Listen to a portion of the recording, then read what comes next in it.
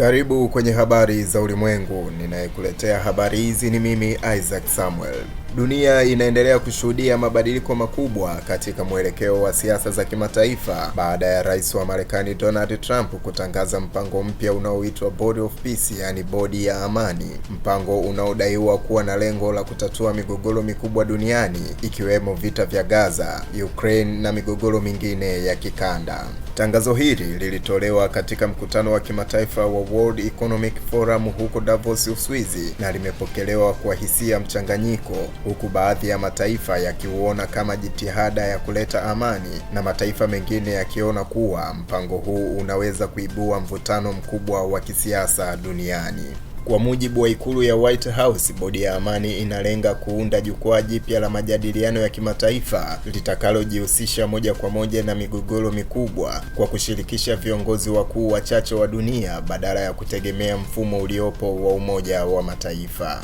Hata hivyo, hapa ndipo chanzo kikuu cha hofu kinapoanzia. Wachambuzi wa siasa za kimataifa wameeleza kuwa mpango huu unaonekana kama jaribio la kupunguza mamlaka ya Umoja wa Mataifa, hususani Baraza la Usalama la UN, ambalo kwa miongo kadhaa limekuwa chombo kikuu cha kusimamia masuala ya amani na usalama duniani. Baadhi ya mataifa ya Ulaya, hususani Ufaransa na Ujerumani, yameonyesha wasiwasi mkubwa yakisema kuwa kuanzishwa kwa chombo kipya cha amani nje na UN kunaweza kuvuruga mfumo wa kimataifa uliowekwa baada ya vita kuu ya pili ya dunia. Viongozi hao wanaonya kuwa hatua hiyo inaweza kufungua mlango wa maamuzi ya upande mmoja, ambapo taifa lenye nguvu kubwa linaweza kushinikiza misimamo yake kwa mataifa mengine kwa kisingizio cha kuleta amani.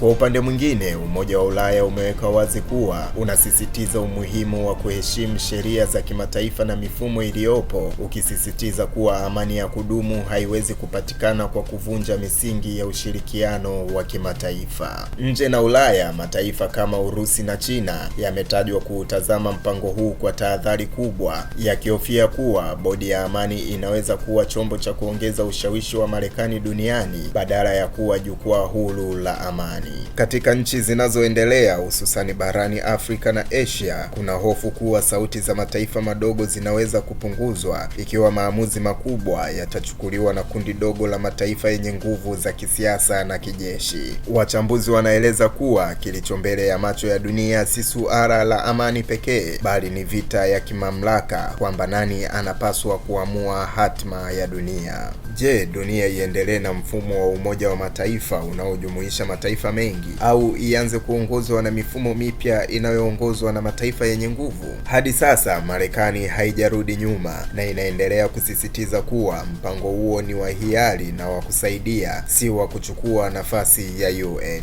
Hata hivyo, mjadala unaendelea kushika kasi, huku baadhi ya viongozi wakionya kuwa dunia ipo hatarini kuingia katika enzi mpya ya mvutano wa kisiasa na mashinikizo ya kidiplomasia. Kwa sasa, macho ya dunia yanaelekezwa kuona iwapo Board of Peace itakuwa daraja la amani au chanzo kipya cha mgawanyiko wa kisiasa duniani. Mimi ni Isaac Samuel na hii ni Vision TV.